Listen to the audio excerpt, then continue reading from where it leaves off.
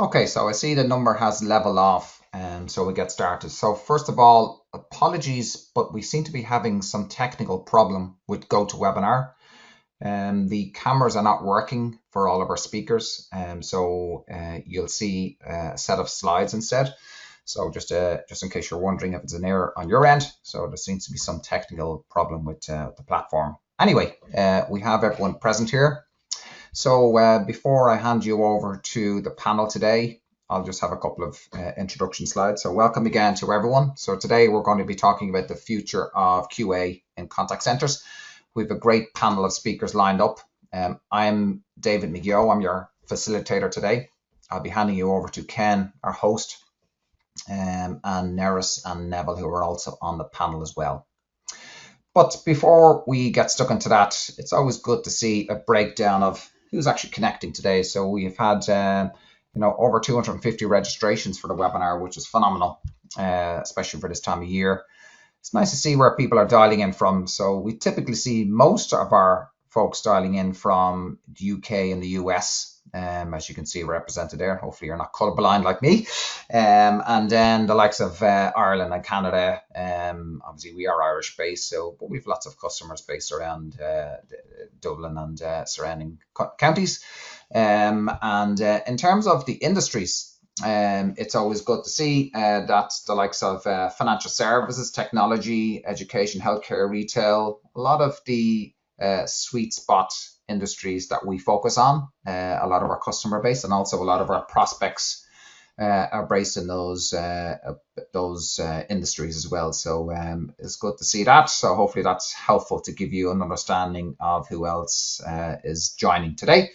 So if you look at location, it's probably about 50% or more combined UK and US. Yeah, that's just that. So moving on then, so what are we going to be talking about today? So before I hand you over to the panel, there's four key topics that we're going to be focusing on. One is around moving beyond transactions with automation. So no surprise that we're going to be covering that a lot. We'll be talking about the power of Gen AI and the importance of having that human automation collaboration. Then they will speak about the empathy in action and the emotional intelligence and agile QA. And then finally, they'll be talking about effective onboarding and coaching and building that strong QA framework. So lots of discussion. We have time dedicated at the end for question and answers. So don't wait till the end. There is a questions panel within GoToWebinar. So feel free to use that. I will be prompting you throughout the webinar. So that's it for me. So now I'd like to introduce Ken. So Ken is going to be our host today. So Ken, over to you, and I'll let you look after the introductions, please.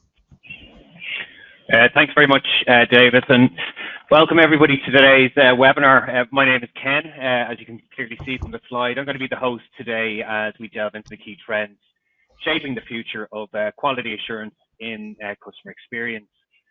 We're going to be looking at obviously evolving beyond transactions to integrating AI, emotional intelligence, and creating unified strategies. And the expert panel that we have with us today are going to be providing some valuable insights on how QA can meet today's dynamic demands. So we've got an outstanding panel of speakers with us, and I'm excited to introduce Neris Corfield and Neville Doughty, each bringing their own unique perspective on customer experience. The guys are going to be covering different facets of today's theme, which is reimagining CX and the future of quality assurance in contact centers. So hopefully by the end of the session, you're going to have a fresh perspective on the role of QA in shaping superior customer experience. So I'm going to hand over to Neris, followed by Neville for the intros. Thanks, guys. Thanks, Ken. Hi, everybody. Lovely to see so many people coming in from all over the world. Yes, so my name's Neris. Somebody once said that if you want to find a contact center expert, then find an outsourcing alumni. And both Nev and I come from that stable because we both spent a long time in contact center outsourcing. So from my point of view, yeah, I manage lots of different brands within contact center outsourcing for many years. I've cried in collaboration sessions. And for the last 10 years, I have been conducting contact center audits and supporting customers on their journey to improvement, whether that be customer experience and employee experience, but all sort of underpinned by technology. So I like to think I'm sort of constantly doing QM, but without a scorecard. Nev. Thanks, Neris, and thanks, Ken. So my background's 27 years in and around outsourced contact centers. So worked as an agent and as a quality coach back in the days when you used to have a little Sony tape recorder and a cable that plugged into the side of the Avaya turret, and so much has changed since then. But worked my way through outsource operations and sort of project roles, and then into sort of the account management side. But the last 5 years, I've been working with customer contact panel, so helping clients find the right outsource and tech solutions, and as part of that, we did a big piece of work with the UN, so help them set up a contact center and embed a lot of the good stuff that we're talking about today.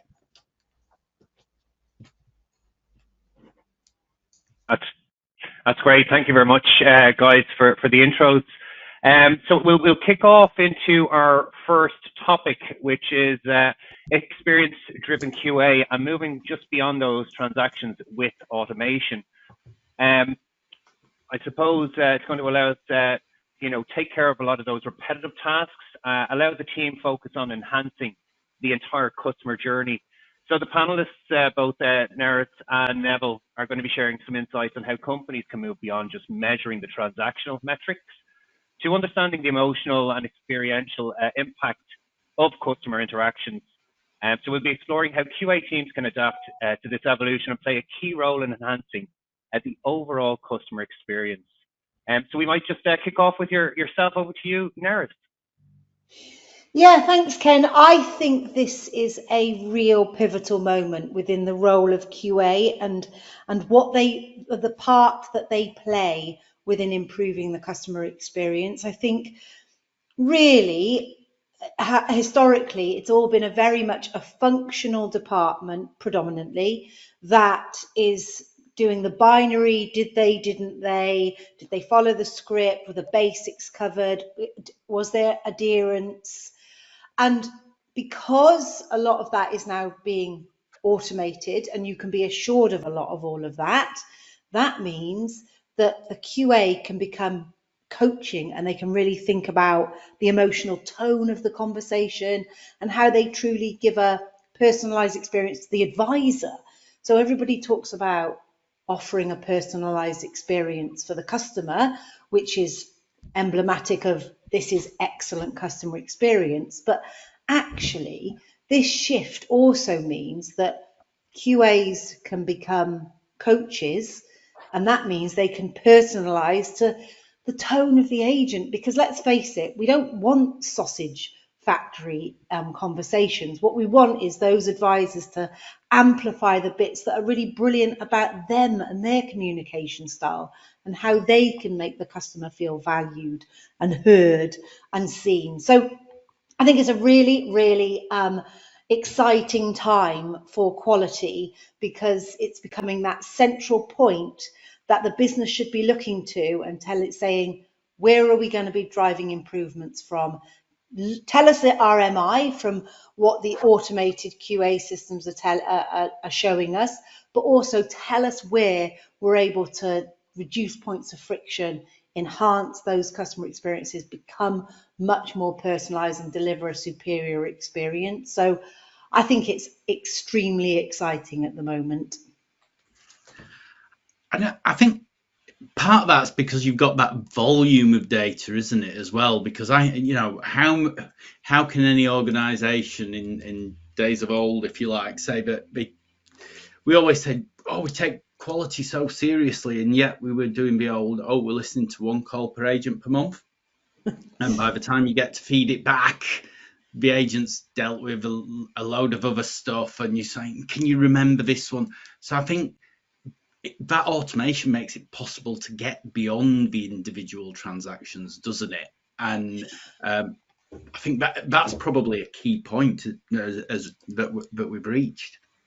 I think you're absolutely right, Nev, but what we've got to be what's really critical is that we don't have paralysis through analysis, as we see so often, Yes. particularly in those middle layer roles, because what you've got to engender is what that shift means, because now we're going to be drowning in insight. It's And got what to be you've got, actionable, yeah, hasn't it? Yeah, it's got to be actionable, because if you've just got a sea of data and you've got all these numbers and you've got, but that piece that you said, Neris, about making the coach, allowing a QA to have the time to coach and spend the time with someone, and sort of focus on the human bit as opposed to just the process bit. yeah. So almost you're saying our definition of success is not 4 agents, 4 calls per advisor, or 3 digital interactions and 4 calls per advisor per month, whatever that metric looks like. It should be like, how many quality conversations did you have with the advisor? And let's have a look at their scores on how empowered they feel to do a better job the next time that they're managing an interaction. So I think that this is an opportunity to really think about how you measure success of your quality managers as well, and how you plot their time, and just change the fabric and the culture of the way that you do QA. Yeah, and that ability to see that when you've had the coaching session, to see the impact that's been made. So actually, for me as a QA, if you like, and when I was a team coach, to be able to see, right, I've done those coaching sessions and I can see the scores move straight away. Not, when can I next schedule in to do that person's checks, or you're Yeah. doing side by sides because you've not got time to do the full analysis. So I think that's really powerful as well, isn't it? Yeah, exactly. There's so much, isn't there now? There's so much arming that QA team with insight. But I suppose the other side of automation, and to this question, is you've got the AI delivering QA automated, but it's also the transactions are being managed by AI as well. So it is leaving you with those really highly emotive, complex interactions to manage, which need much more support, much more coaching, much more, feedback to the advisors to make them feel less lonely in that in that job. So yeah, I think it's really, really fascinating, but it is really important to not just go, oh, look at all this data, let's now sit for hours and analyze this. It's like, Yeah. no, get out and be with the advisors now. Yeah, that's the key thing. It's freeing people up from being sat behind desks doing, I'm doing my quality monitoring. I'm scoring calls, to actually being out there and being able to make a difference. I think that's the thing, isn't it? And I suppose the other part is that piece almost of going, okay, so where's this customer been before? There's so much data in terms of where the customer's been before, and why they might be making the points and the decisions that they are. So the insight that you can draw out to review those journeys, I suppose. Yeah, I mean, they always say that contact centers are a breeding ground for advisors, and communication skills, whether they're written or, verbal face to face or over the phone, they're absolutely critical. And now we're at a point where we can really help the advisor understand, if they're speaking to a red personality versus a yellow personality, how can they adapt their way of communicating to much more effectively engage with that customer, and that is going to help them in life. So there's loads of reasons why I think this, the new developments through AI are really exciting for quality, for the business, for the advisors, and just for our overall UK global NPS scores. Yeah, and I suppose the other thing is, yeah, there's a little bit of just because you can doesn't mean you should, but what it also does is it frees people up to look back at what they've been evaluating against and saying, right, is that stuff still right? Is it still the, are they still the right things that we want to measure? Yeah, and the Scorebuddy guys do this all the time, sort of assessing people's scorecards and really digging into it. But it is a really fascinating thing, and what defines good and that determination of how you're going to measure it. Is it going to be like, did they have a welcoming salutation, or are you going to just flip the script and just change it and make that, because you can be more granular now? What does that look and feel like? So yeah, exactly. It is time to almost rip up everything that you've done thus far and think, right, what do I want it to look like now? What am I going to define excellent quality as going forward? Yeah, and that's thanks very much for that, Neris and Neville, and I suppose that brings us nicely into the next topic, in fact, which is finding the sweet spot there, in terms of the automation and the human collaboration. So the second topic itself is going to focus on how Gen AI is transforming the QA process by automating those complex tasks and providing the insights because Gen AI can streamline data analysis, it can detect the patterns, it can even generate some QA solutions in real time. But the true potential of Gen AI lies in the collaboration with the human experts. So on to our next point with the panel is discussing the synergy between Gen AI automation and the human collaboration and how it can evaluate or elevate that QA to new heights with accuracy and empathy in customer interactions. And we might kind of maybe kick off with yourself, Neville, if that's okay. Yeah. I think it's a great point. Someone said to me the other month, you can either be one of the people whose job is taken by automation and AI, or one of the people who sort of collaborates with it and gets the best out of your own role as well. So that, evolving technology augmenting what we can do as humans has to be where the real opportunity is for everyone. But what an opportunity for QA teams. So you've got that flagging of which contacts you might need to have a look at first, or that ability to see where one of your team needs more support on, and to draw out of that where the opportunities are. But I suppose also removing the human biases, the bit that Nev normally gets that bit right, that sort of gets removed out of the evaluation process, and I suppose we've touched on it before, but it allows people to focus on the human element and sort of that that real value add that a skilled QA can have, but in getting into having the right conversations. But things like the emotion markers and empathy, and I think just making sure that all that is there and then can be focused into the right conversations with your people. So I think if you're supporting your people better, they're going to stay with your business longer, and the benefits just roll over at that point, to my mind.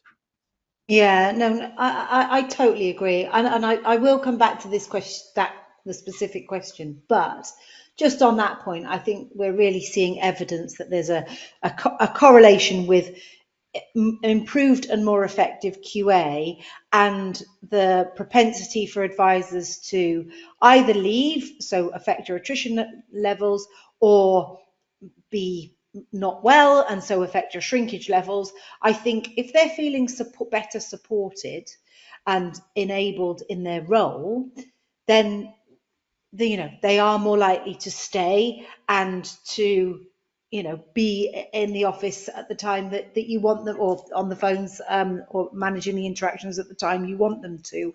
And, because a lot of times they do feel like they're dancing in the dark a little bit. And I think the new technology is showing them a guiding light and making them feel a lot less lonely. So I think there's real power in that. And then specific to this sort of synergy between Gen AI automation and human collaboration, I have seen some really terrible examples where the bot is fulfilling the role of the QA and telling the advisor what they did right and what they did wrong without a human in the loop. And I mean, I wasn't great always at feeding back to advisors, but I've seen them get frustrated with my lack of empathy because they're doing it all day, every day, and so I've had to change my approach. But I definitely feel like one surefire way of really making an advisor feel commoditized is by letting a bot tell them where to improve. Guide and support is very different to just doing the wholesale scoring without the human in the loop. This is not technology that should take the human out of the loop in those instances. It really should be a very different conversation, underpinned by the automated results and underpinned by what the Gen AI summarization is saying, because this stuff is capable of doing really clever, intelligent assessment of what the advisor did wrong, what they could do better, giving them a 3-point training plan. But to Nev's point earlier, just because you can doesn't mean you should. And I think that it really needs that role to be alongside them to say, right, do you understand, what do you think you can do in order to move that forward and do that real coaching role? I've worked in lots of contact centres that really take coaching very seriously and coaching models very seriously. And again, that is reflected in excellent customer service, low attrition, low shrinkage. So it's all a beautiful circle. But yeah, so you've got to have the human in the loop, I think. Oh, absolutely. And I look back, I can remember evaluating a call one time and thinking, how on earth am I going to feed this back?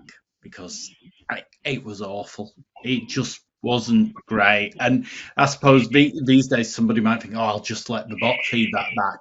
But to just given that advisor a list of things that weren't great, and we just sort of sat down and listened to the call together. And actually, I didn't have to do much as a coach other than listen and sort of support someone through it as they put their hands to the mouth and went, oh, I sound awful. Why did I do it that way? What, so, the power of having that conversation around that call versus had you just let the bot sort of drop some feedback in front of someone going, that wasn't great.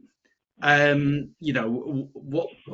did that person take away from that face-to-face coaching session versus if it had just been a list of these things could have been better? Yeah, can you imagine at the end of a working day getting a summarization of what you did well that day, what you could have done badly? Now, there's some merit in it, but it'd be a bit tiresome. And of course, you're just, receiving that, and there's no opportunity to work through somebody who's now an expert in helping you. So yeah, that is the real point that businesses have to determine now, is how much they're going to drive through the automation, where they're going to help it benefit their business, benefit their insights, and then where the human in the loop is going to come in, and how much time they're going to allocate to that, and the value they're going to apportion to that as well, and the metrics that they're going to correlate with the improvement. Because again, all of this is now super feasible because you can do prompt management and ask loads of questions to give you this insight. It's a really exciting time, but at the heart of the exciting time is human conversations where the customer wants to feel valued, they want to feel seen, and they want to feel understood. And if you're not doing that, with your own agents, if you like, advisors, your internal community, how can you expect your people to represent your brand in the way that you want them to with the external customer, isn't it? Yeah. So Yeah. it's, if you can't quite be bothered to put in the coaching and support people, how do you expect them to represent your brand in the way that you want them to?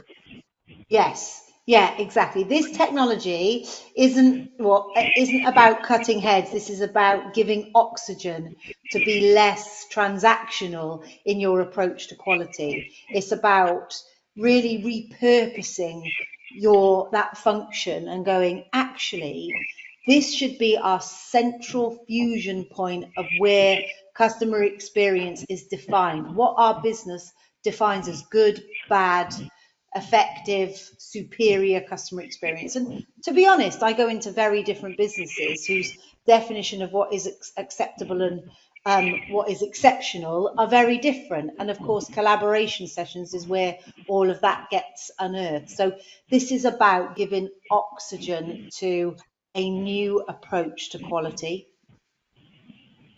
Yeah, Agreed. Yeah, that's it. That's a very good point. Both yourself, Neris, and Neville make it. That collaboration. The automation can give us all the details, all the information, but it's how we actually physically sit down and share collaboratively with those users at the end of the day. Actions and kind of I suppose balanced feedback is always kind of much better to bring them along the journey as opposed to just showing the detail. Yeah. Yes. The next topic we're moving on to is our third topic. It's empathy in action and emotional intelligence and agile QA. And I suppose for successful QA, we require more than just technical precision. It's calls for emotional intelligence. So empathy does play a critical role in understanding the customer's emotional journey and how to respond to their needs in a meaningful way. So I'm going to ask our panelists to discuss the balance between automated QA and emotional intelligence and examine how agile methodologies combined with automation can enable the team to respond quicker to the customer's needs while keeping empathy at the core of QA. If you don't mind, maybe we'll kick off with yourself, Neris. I suppose now, if you go on Amazon and you order anything, historically, I used to sift through everybody's sort of views on that product before I went ahead and made the purchase.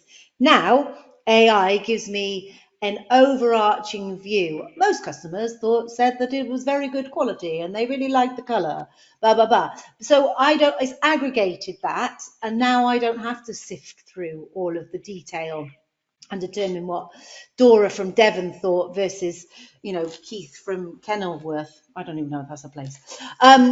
You get my point. Now I can really just think about.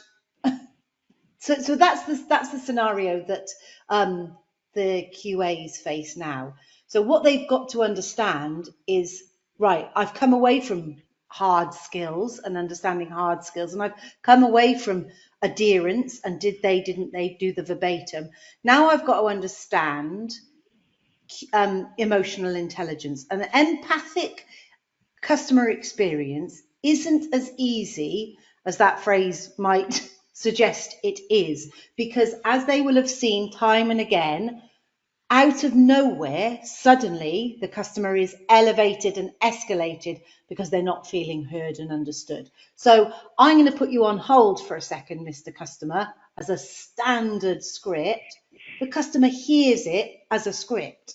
Whereas, okay, Mr. Smith, I totally understand what you're saying. Listen, I've got to go away and just do a few bits of digging to understand the situation, and I'm going to come back to you, and I promise you, I'm going to own this and get it through to its conclusion for you. So give me a couple of minutes.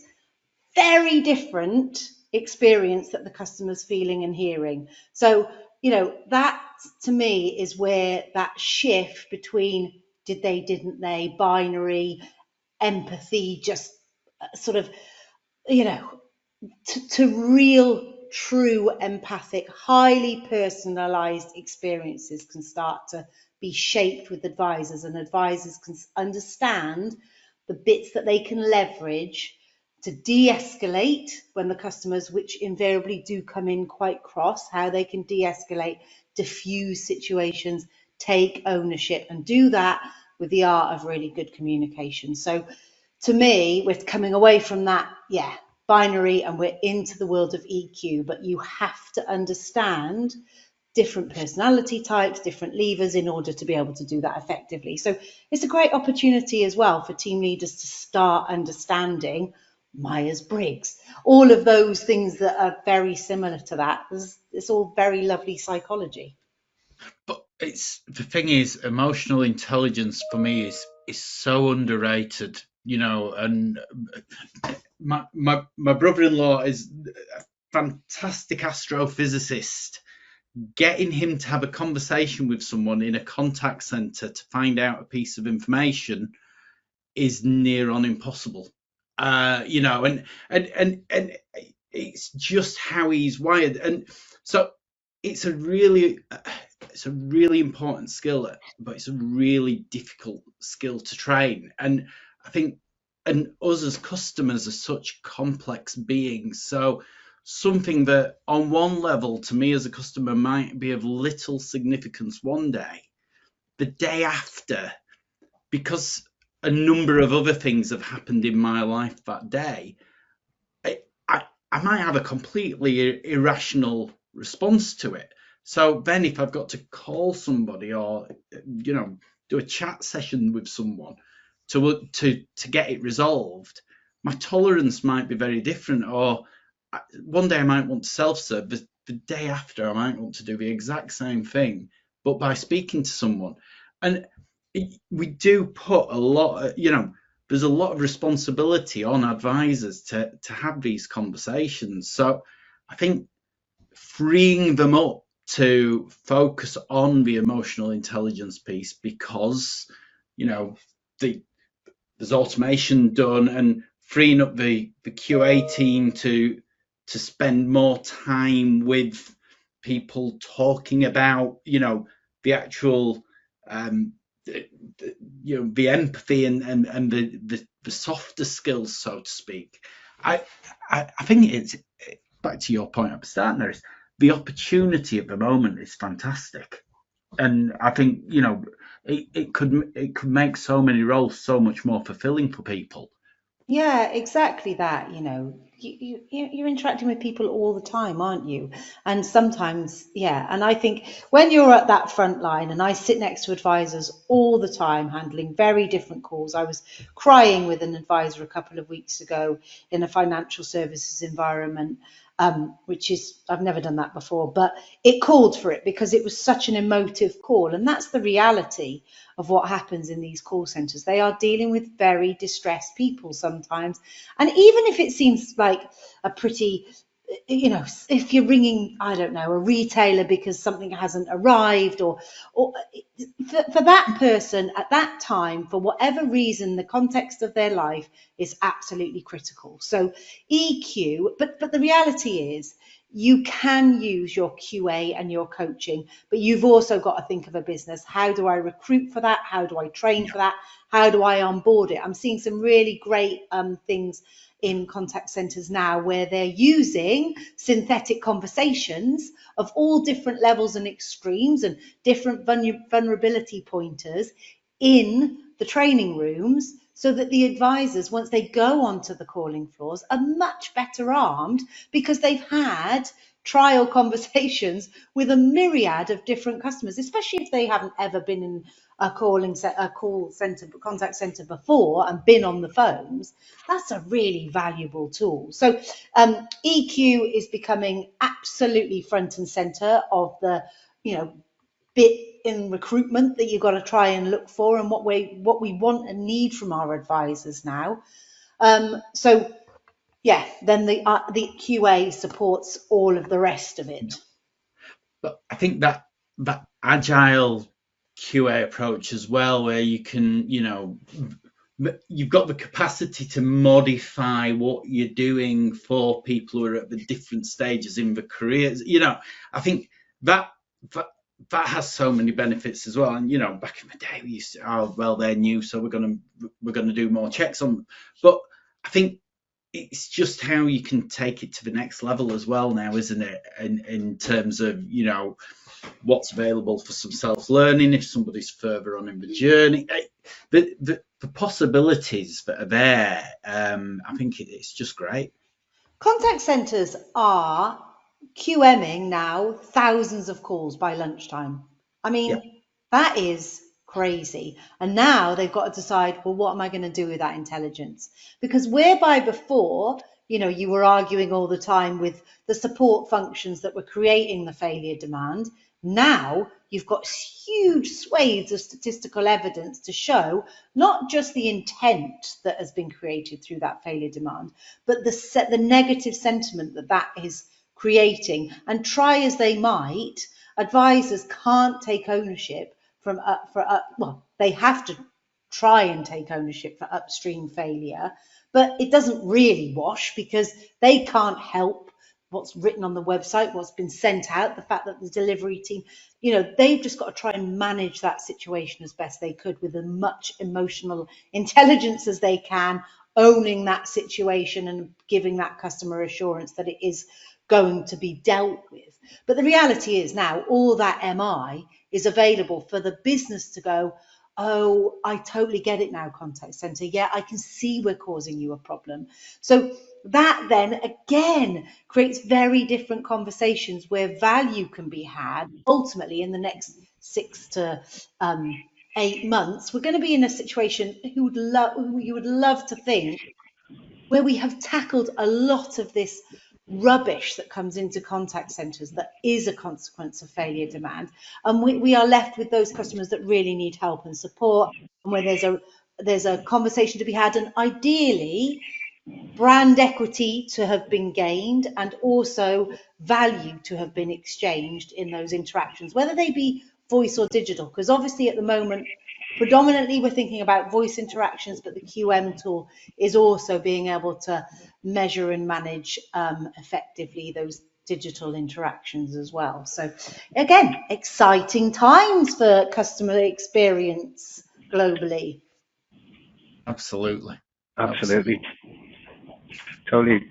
And it's what you've mentioned there as well, Neris, is really, really important. It's getting the kind of the agents upskilled with all those kind of what if scenarios to ensure that they're fully equipped to manage these calls as they go live. And it brings us nicely onto the final topic actually, which is effective onboarding and coaching, and that this is the final topic that we'll be covering today. And we're going to shift the focus to the critical role of onboarding advisors and the continuous coaching to maintain those quality customer interactions. So I suppose successful QA starts with a very, very structured onboarding process that's going to set and define clear expectations for the advisors. But it's going to be followed up by, a continued coaching cadence to ensure ongoing development and feedback. So I suppose, guys, we're going to be exploring how we're going to create a governance structure that supports that regular performance review, those quality checks, skill improvements, and ensuring that our advisors are not only well prepared, but continually and consistently aligned with the QA standards and the business goals. So maybe Neville, if I can go over to yourself first on that piece, yeah. Yeah, and it's a great question. And I think that it all needs to start. Absolutely, onboarding's difficult and supporting people, and especially if you've got people working remotely. But it's getting people into this mindset that quality's not just that tick box exercise. It's something that's got to be done where you might be caught out if you miss something. There's a huge thing about, and I think culture has come a long way, but I think there's always further that it can go in terms of making sure that the support that's available to the team as they're starting on this journey of being part of a contact center, getting them through that initial period where attrition's higher in the early months, but if people properly understand the QA framework, why it's there, what the elements in the scorecard are there to achieve, in the sense of almost like an input and an output. We're measuring this because, and then at least as you built that in, and okay, you've got the process perspectives that are in there. But I remember in calibration sessions, having a lot of conversations about tone and pace, and was that the right tone and pace for that customer, and different people's views.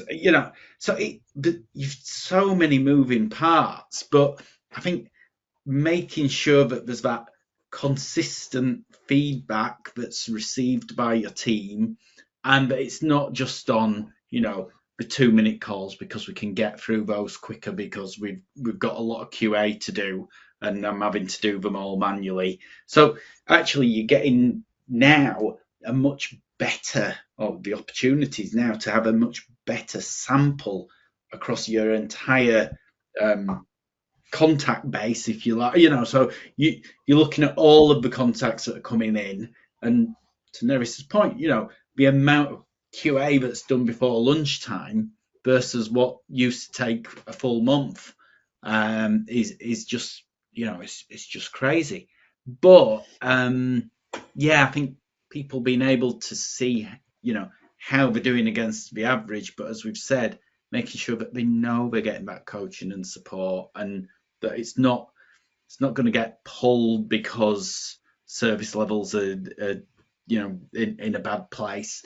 I think it's just bringing it all together, isn't it, and making sure that people know what support they're going to get, but equally then I can take accountability for my ongoing performance and development because I've got clear guidelines as to what's happening. I've got training material that's available to me that's might have been driven by what's been picked up from the calls, because there's a bigger sample size. So it's not just someone's listened to one of my calls or read one of my emails and decided that I need training on X.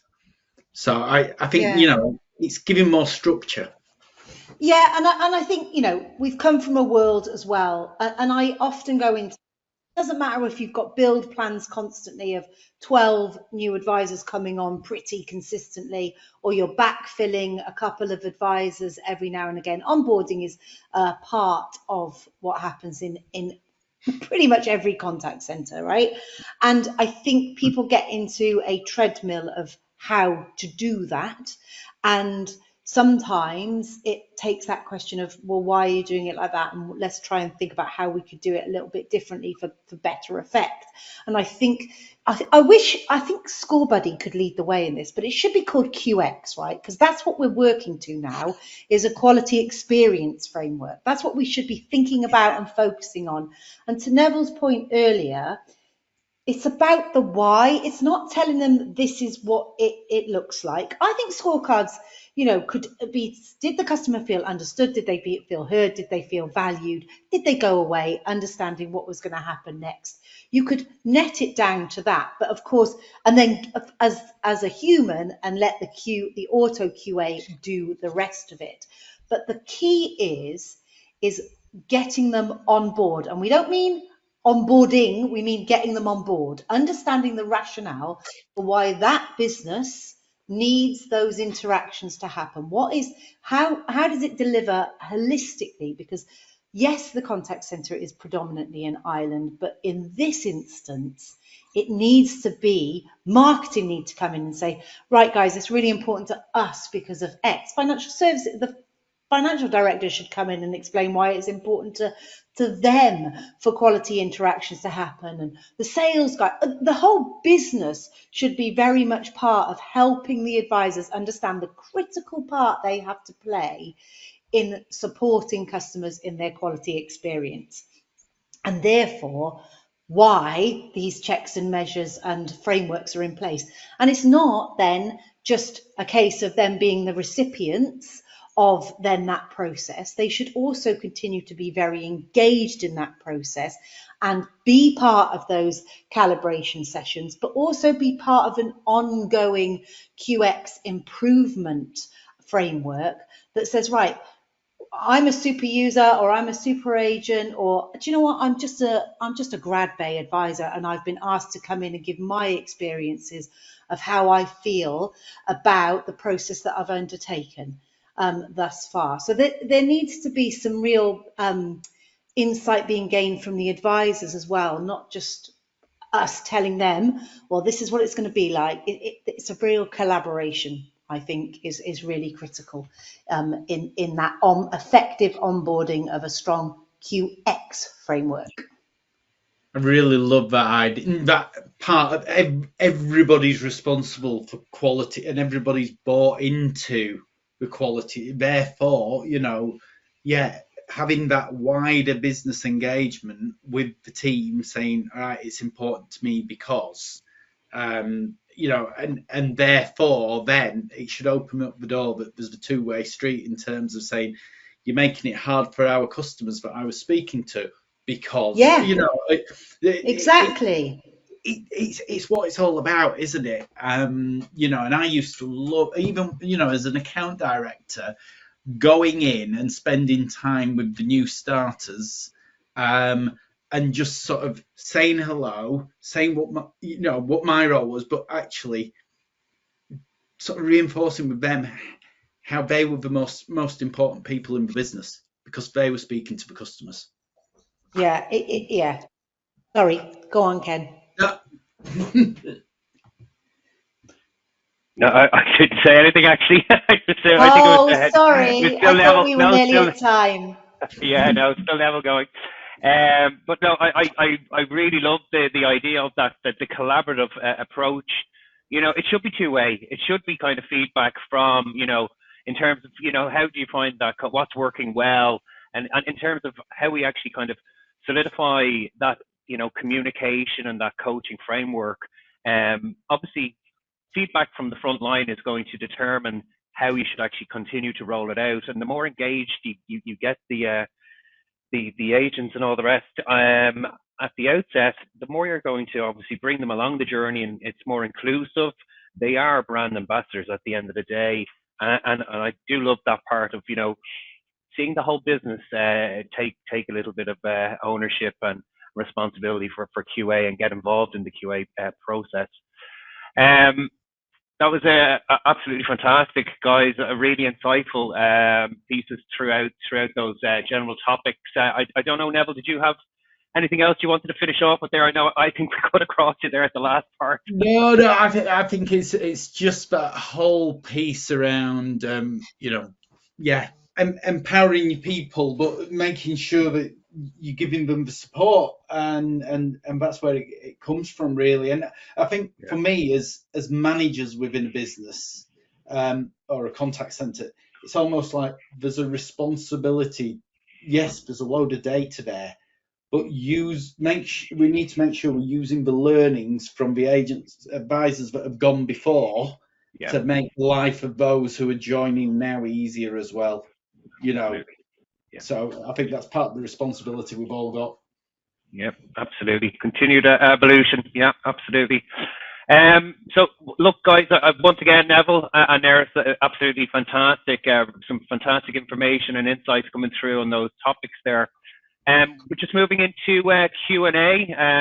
David, I don't know if you want to step in at this stage. Yeah, I'm going to stop sharing again to everyone that's joined there. We have some technical problems with GoToWebinar, so hence why you can't see our faces. So I'm just going to stop sharing there for a second and see if we have any questions for the panel.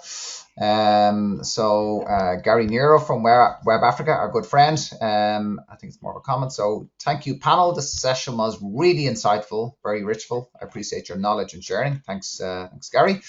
And then he has a question here, so I'll read it out and see which of the panel want to take this. So, how do you measure NPS feedback reflects a customer's broader experience with the company rather than focusing too narrowly on individual interactions. What are your top suggestions for measuring this customer satisfaction? Who wants to take that? I can take that if you want. Yeah, it's a funny.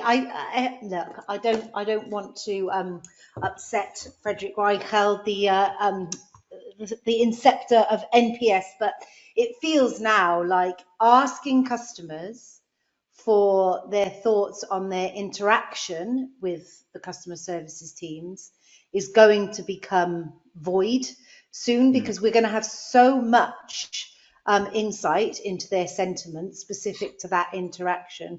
We won't have to ask them to go through a step where actually only 10-15% of them ever answer anyway. So, and then similarly and more broadly, just their overarching experience of a customer.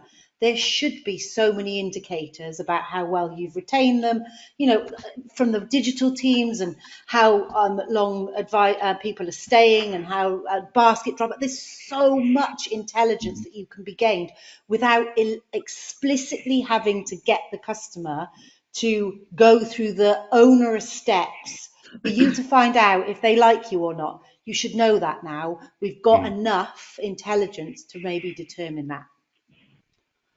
So I think NPS will be dead soon.